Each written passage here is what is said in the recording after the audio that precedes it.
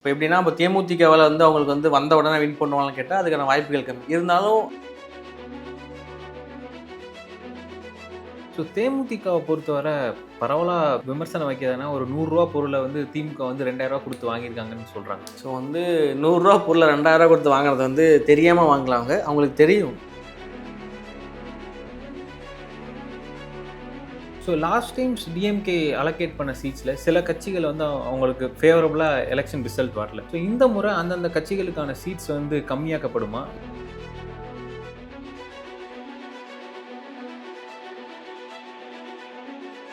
இப்ப இருக்க ஒரு அலையன்ஸ் டைனாமிக்ஸ்ல இவ்வளோ பார்ட்டிஸ உள்ள வச்சுருந்தா, நெறைய இடத்துல திமுக கண்டெஸ்ட் பண்ற வாய்ப்பு இருக்காது. அவங்கள எப்படி கட்சி சமாளிக்கணும்னு பார்க்குறீங்க?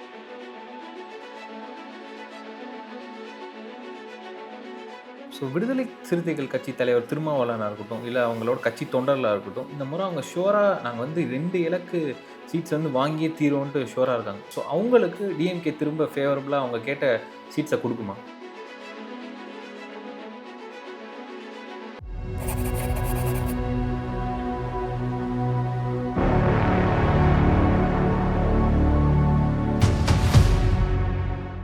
டிஎம்கேயை பொறுத்தவரை லாஸ்ட் வீக் வரைக்குமே அவங்க வந்துட்டு அவங்க அலைன்ஸை வந்துட்டு மெருகேற்றிட்டே தான் இருந்தாங்க. கிட்டத்தட்ட அவங்க 20+ பார்ட்டிஸை வந்து அவங்க அலைன்ஸ்குள்ளே வச்சிருக்காங்க. ரீசெண்டாக டிஎம்டிகேலேருந்து இப்போ ஓபிஎஸ் அவர்களை இன்க்ளூட் பண்ணதுலேருந்து அவங்க அலைன்ஸை வந்து ஸ்ட்ராங் பண்ணிக்கிட்டே தான் இருக்காங்க. அவங்க ஆல்ரெடி அவங்க ஜெயிக்கிற நரேட்டிவ் தான் செட் பண்ணிட்டு வராங்க. இருந்தாலும் ஏன் அவங்க இவ்வளோ பார்ட்டிஸை வந்து உள்ளே எடுத்துகிட்டு வராங்க? இதுவுமே ஒரு விதமான நரேட்டிவ்ஸ் தான். நீங்கள் சொன்ன மாதிரி ஜெயிக்கிற நரேட்டிவ்ஸ்க்கு என்னென்ன தேவையோ எல்லாமே டிஎம்கே பண்ணுறாங்க. அதில் எந்த ஒரு மாற்றமுமே இல்லை. இப்போ எப்படின்னா, இப்போ தேமுதிகவால் வந்து அவங்களுக்கு வந்து வந்த உடனே வின் பண்ணுவாங்கன்னு கேட்டால் அதுக்கான வாய்ப்புகள் கம்மி. இருந்தாலும் அது ஒரு விதமான நரேட்டிவ்ஸ். இவ்வளோ தேமுதிகவை கூட்டணி வந்திருக்காங்க, அவங்க கட்சி ஸ்டார்ட் பண்ணதுல வந்து திமுக எதிர்த்து அரசியல் பண்ணாங்கன்னு வச்சுப்போம். அதை தாண்டியுமே இது வரைக்கும் அலைன்ஸே வைக்கல, அவங்களே நம்ம கூட வந்திருக்காங்க அப்படின்ற பட்சத்தில் அவங்களுக்கு அது ஒரு விதமான பலம் தான். திரு ஓபிஎஸ் இருக்கட்டும், ஓபிஎஸ்னா வந்தது வந்து இப்போ ஏடிஎம்கேன்னு சொல்லுவாங்க, அவர் போனது வந்து எங்களுக்கு வந்து எந்த ஒரு பலனும் இல்லை, எந்த ஒரு லாபமும் இல்லைன்னு சொல்லுவாங்க. பட் இருந்தாலும் அது கண்டிப்பாக ஒரு பலம் தான். ஏன்னா வந்து அவருக்கு தெரியும் அவரோட கெப்பாசிட்டி எத்தனை ஓட்டை பிரிப்பாரு. அவர் சமுதாய ஓட்டையும் தாண்டி தேனி, திண்டுக்கல், மதுரை, ராம்நாடு, ஸோ அந்த மாதிரி டிஸ்ட்ரிக்ட்ல அவரோட கெப்பாசிட்டி என்ன, அவர் எவ்வளோ ஓட்டை பிரிக்க முடியும்னு சொல்லிட்டு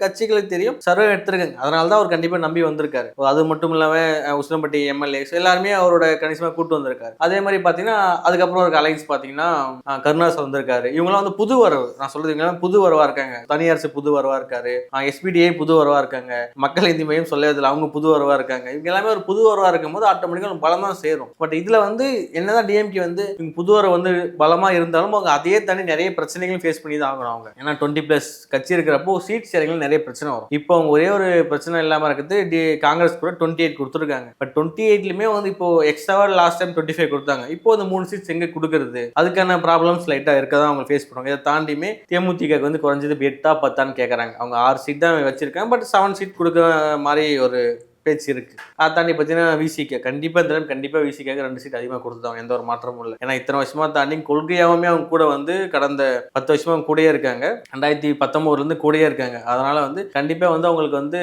2 சீட் நிறைய கொடுத்தாங்கன்னு சொல்லிட்டு கட்சியை பற்றி கேட்கறாங்க. இப்படி பார்க்கும்போது கம்யூனிஸ்ட் கேட்பாங்க, கம்யூனிஸ்ட் வந்து கண்டிப்பாக எங்களுக்கு 2 சீட் எக்ஸ்ட்ரா கொடுங்கன்னு கேட்பாங்க. ஒரு 2 சீட்டாக அப்படியே போயிட்டே இருக்கும்போது இந்த பாதிப்பு வந்து ஃபேஸ் பண்ணி தான் ஆகும். லாஸ்ட் டைம் 173 கண்டெஸ்ட் பண்ணாங்க இண்டிவிஜுவலாக மட்டுமே. அதை தாண்டி கூட்டணி எல்லாமே டிஎம்கே சின்னத்தில் கண்டெஸ்ட் பண்ணி 178 டிஎம்கே மட்டுமே உதயசீரன் சின்னத்தில் கண்டெஸ்ட் பண்ணாங்க. இப்போ வந்து எப்படி இருக்குன்றதான் நம்ம கொஸ்டின்ஸ். ஸோ டிஎம்கேக்கு வந்து சிம்பிள் ஓட்டு இருக்கு, உதயசூரியன்ற சிம்பிள் ஓட்டு இருக்கு. அதுக்கான ஓட்டும் இந்த ஒரு பானை, ஏணி, ஐயுஎம்எல் வந்து ஏணி சின்னத்தில் கண்டெஸ்ட் பண்ணாங்க. ஸோ பானை வந்து விசிகேவோட சிம்பிள். மதிமுக வந்து பம்பரத்தில் கண்டெஸ்ட் பண்ணாங்க அப்படின்னா லாஸ்ட் டைம் வந்து தெரியும் டிஎம்கே தான் கண்டெஸ்ட் பண்ணாங்க, உதயசூரியன் கண்டெஸ்ட் பண்ணாங்க. அதுக்கப்புறம் 2024 பார்லிமெண்ட்ல வந்து இருக்கும்போது தீப்பெட்டி சின்னம் அதில் கண்டெஸ்ட் பண்ணாங்க. ஸோ மீண்டும் வந்து அவங்களை இண்டிவிஜுவல் சின்னம் கேட்டு கண்டெஸ்ட் பண்ணாங்க அப்படின்னா கொஞ்சம் இது ஒன்றும் அவ்வளோ பெரிய கான்ஃபிளிக்ட் ஆகாத வச்சுப்போம். இருந்தாலுமே டிஎம்கேக்கு உதயசூரன் சிம்பிள் ஒன்று இருக்குல்ல, அது வந்து கண்டிப்பா தேவைப்படும். 178 கண்டிப்பா ஒரு தேவைப்பட ஒரு இதுவாக தான் இருக்கு. அதனால வந்து இப்போது சீட் ஷேரிங்ல வந்து அவங்க பெரிய பிரச்சனை ஃபேஸ் பண்ணுவாங்க. அதை தாண்டியுமே வந்து திரு ஓபிஎஸ் வந்திருக்காரு. ஸோ அப்படி இருக்கும்போது தேனியில வந்து அவருக்கு ஒரு 2 தொகுதி எக்ஸ்ட்ரா கொடுக்கணும். ஸோ அவருக்குமே அவங்க கூட வந்து கூட்டிட்டு வந்த எம்எல்ஏ, ஸோ அவங்களுக்கு எல்லாருமே எக்ஸ்ட்ரா கொடுக்கணும். இப்போ மக்கள் நீதி மையம் தான் அவங்களுக்கு என்ன பண்ணுவாங்கன்னு பார்க்கணும். இந்த மாதிரி நிறைய ஃபேஸ் பண்ணி தான் ஆகணும். பட் இப்போ வரைக்கும் அவங்க வந்து இந்த சீட் ஷேரிங் வராதனால இந்த மாதிரி இருக்குது.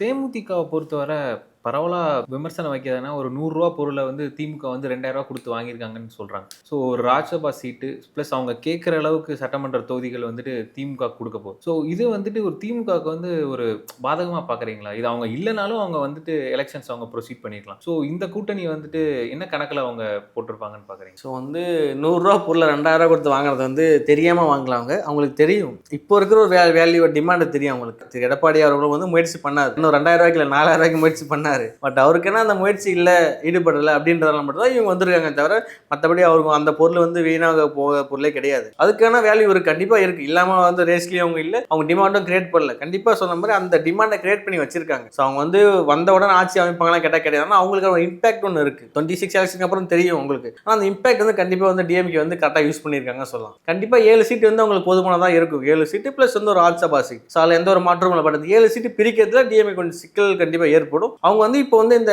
ஆக்ஷன் மாதிரி தான் இது. இந்த ஆக்ஷன் அவங்க எடுத்தது வந்து தேமுதிக எடுத்தது நல்ல ஒரு option. So last times DMK allocate பண்ண சீட்ஸில் சில கட்சிகள் வந்து அவங்களுக்கு ஃபேவரபுளாக எலெக்ஷன் ரிசல்ட் வரல. ஸோ இந்த முறை அந்தந்த கட்சிகளுக்கான சீட்ஸ் வந்து கம்மியாக்கப்படுமா, இல்லை அவங்க டிமாண்ட் பண்ணுற அளவுக்கு தலைமை வந்து கொடுத்துருவாங்களா? இல்லை, அதுக்கான பேச்சுவார்த்தை போயிட்டு தான் இருக்கு. பட் எந்த கட்சி நீங்கள் சொல்கிறீங்க கரெக்டாக? இப்போ மனிதநேய மக்கள் கட்சினே வச்சுக்கோங்களேன். அவங்க லாஸ்ட் டைம் 3 சீட் கேட்டாங்க, கரெக்டுங்களா?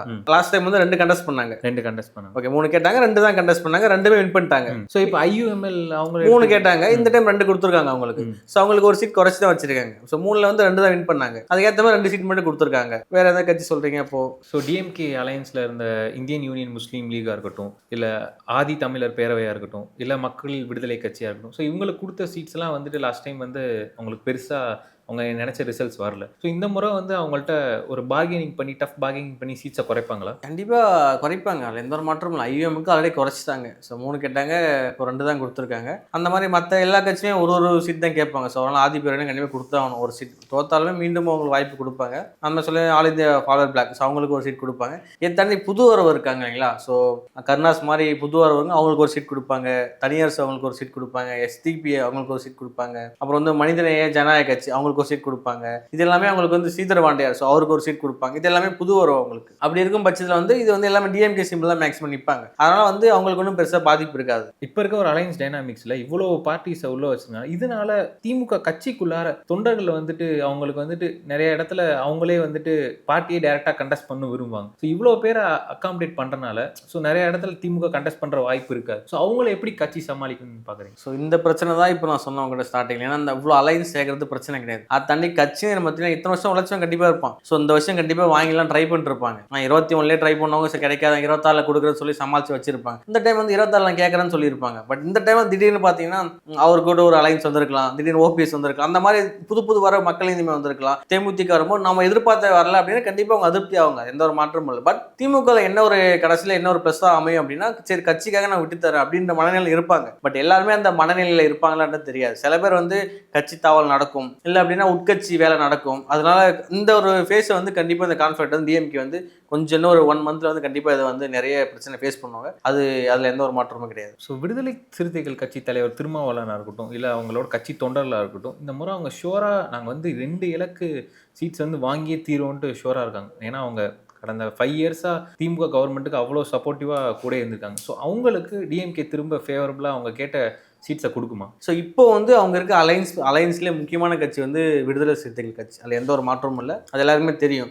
தலைவர் தொல் திருமாவளவன் அவர்கள் பார்த்தீங்கன்னா கட்சியும் தாண்டி கொள்கை ரீதியான ஒரு அரசியல் கொண்டவர் அவர். ஏன்னா இப்போ ஒரு எந்த கட்சிக்கு போனாலுமே எல்லாருக்கும் சொல்கிற மாதிரி தான் உண்மையாக ஒரு நல்ல டிமாண்ட் இருக்குது அவங்களுக்கு. எந்த ஒரு மாற்றமும் இல்லை. நீங்கள் எந்த ஒரு பார்ட்டிக்கு போனாலும் நல்ல டிமாண்ட் இருக்குது. இருந்தாலும் கொள்கை ரீதியான வந்து சில டைமில் வந்து காம்ப்ரமைஸ் ஆகாமல் ஒரு லீடர் இல்லை, அவர் ஒரு லீடராக இருக்காரு இல்லைங்களா? அதனால் அப்படி பார்க்கும்போது கண்டிப்பாக வந்து டபுள் டிஜிட் கேட்பாங்க. எந்த ஒரு மாற்றமும் இல்லை. இருந்தாலும் இப்போ நான் சொன்ன டிஎம்கேல வந்து ஓகே இந்த சீட் ஷேரிங் வந்து என்னால் பண்ண முடியல அப்படின்ற பட்சத்தில் கண்டிப்பாக அவர் வந்து காம்ப்ரமைஸ் ஆவார். ஏன்னா அவர் இதனால வந்து சீட்டுக்காக வந்து வெளில போகணும்னு நினச்சி தான் எப்பயே போயிருக்காங்க. டபுள் டிஜிட்டில் 40லேருந்து 50 சீட் கொடுத்தா ரெடியாகவே இருக்காங்க. எல்லாருமே ரெடியாக இருக்காங்க. ஸோ அதை வச்சு எத்தனையோ டைம் சொன்னார் எப்போ வேணால் வருவார்னு சொல்லிட்டு. பட் ஆனால் அதெல்லாம் தாண்டி போகாமல் இருக்க ரீசன்னா இந்த மாதிரி டிஎம்கேல இருக்கிற ஒரு கட்சி அந்த கொள்கை கோட்பாடு அதனால இருக்காங்க. டபுள் டிஜிட் கொடுப்பாங்களான்னு தெரியல. பட் இருந்தாலும் கண்டிப்பாக வந்து 2 சீட் அதிகமாக கொடுக்குறாங்க. 8 சீட் வந்து கொடுப்பாங்க. அதில் எந்த ஒரு மாற்றமும் இல்லை. ஸோ மறுமலர்ச்சி திராவிட முன்னேற்ற கழகம் பொறுத்தவரை அவங்க லாஸ்ட் டைம் அவங்க இண்டிபெண்டன்ஸ் சிம்பிளில் தான் நிற்பேன்னு ரொம்ப ஃபைட் பண்ணி கடைசியில் வந்துட்டு திமுக சிம்பிளை தான் நின்னாங்க. பட் ஆனால் பார்லிமெண்ட் எலெக்ஷன்ஸில் அவங்க ஒரு இண்டிபெண்டன்ட் சிம்பிளை தான் நின்னாங்க. ஸோ இந்த முறை திரும்ப அவங்க வந்துட்டு அவங்க இண்டிபெண்டன்ட் சிம்பிளில் நிற்பாங்களா, இல்லை போன முறை கொடுத்த 6 சீட்ஸில் 4 ஜெயிச்சிருக்காங்க, ஸோ அவங்களுக்கான இல்லை டிஎம்கே சிம்பிளை தான் நிற்கணும்னு சொல்லுவாங்களா தலைமை? ஸோ கண்டிப்பாக இந்த முறை கேட்பாங்க. ஏன்னா அவங்களுக்கு வந்து அது ஏன்னா கண்டிப்பாக சிம்பிள் வந்து இம்பார்ட்டன்ஸ். ஏன்னா அதை வச்சு ஒரு கட்சி அங்கீகாரம் பெறும். அதில் எந்த ஒரு மாற்றமுமே கிடையாது. நீங்கள் வந்து கட்சியை ஆரம்பித்தாலும் உங்களுக்குன்னு ஒரு சிம்பிள் கண்டிப்பாக தேவை. இல்லை நான் வந்து மாற்றி மாற்றி டிஎம்கே ஏடிஎம்கே அதே சிம்பிள் நின்னீங்கன்னா உங்களுக்கு ஒரு கட்சியின் அங்கீகாரம் போயிடும். இப்போ நாம் தமிழ் அங்கீகாரம் பெற்றாங்க அந்த மாதிரி வந்து கட்சியின் அங்கீகாரம் போயிடும். அதனால கண்டிப்பாக சிம்பிள் வந்து கேட்பாங்க. எந்த ஒரு மாற்றமும் கிடையாது. ஏன்னா இப்போ நீங்கள் மாற்று கட்சியில் நிற்கிறப்போ நீங்கள் வந்து மாற்று கட்சி உறுப்பினர் தான் நிற்க முடியும். எக்ஸாம்பிள் வந்து அதான் இப்போ நீங்கள் டிஎம்கே நிற்கிறீங்க அப்படின்னா நீங்கள் வந்து டிஎம்கே உறுப்பினராக வந்து இருந்தால் தான் கொடுப்பாங்க. ஸோ அதுக்கான ஃபார்ம் கொடுத்ததுக்கு அப்போ தான் உங்களுக்கு டிஎம்கே இருக்கு. ஆனால் நீங்கள் மதிமுக தான் இருப்பீங்க. இருந்தாலும் அந்த மாதிரி ஒரு மாறும்போது ஆட்டோமேட்டிக்காக உங்களுக்கு வந்து நிறைய பார்ட்டிகள் பிரச்சனைகளை ஃபேஸ் பண்ணுவீங்க. ஸோ கண்டிப்பாக இண்டிவிஜுவல் கேட்பாங்க. எந்த ஒரு மாற்றமும் இல்லை. பட் ஆனால் அதை வந்து கொஞ்சம் இல்லை கொஞ்சம் சிம்பிள் லேட் ஆகும் அப்படின்னு நினைச்சாங்கன்னா டிஎம்கே சிம்பிள் இந்த டைம் கண்டெஸ்ட் பண்ணுவாங்க. அதில் எந்த ஒரு மாற்றமும் இல்லை.